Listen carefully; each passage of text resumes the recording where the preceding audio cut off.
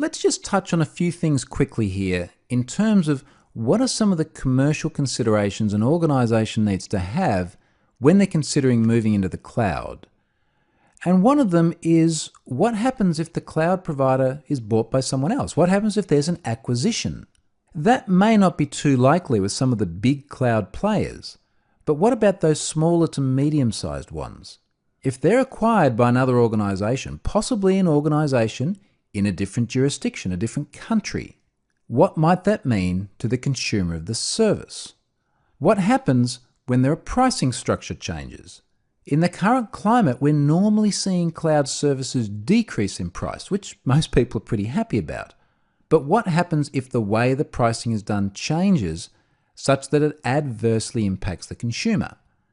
This is certainly a feasible option, and in fairness, it's not just a cloud option. We've always had this risk when we're consuming any sort of service, but that elastic nature of cloud tends to predispose it a little bit more to changing.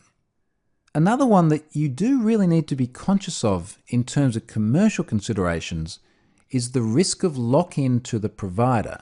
So for example, we're seeing many cloud services which are bespoke implementations to that provider, bespoke storage implementations, or message queue implementations, or other services which can be fantastic in the context of that provider, but may not transfer well to another provider if you decide to change later on. So for example, because they're acquired or their pricing structure changes.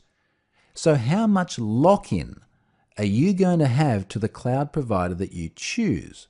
That's a very important commercial consideration. Inevitably, for each specific organization, there'll be many other commercial considerations that need to be kept in mind.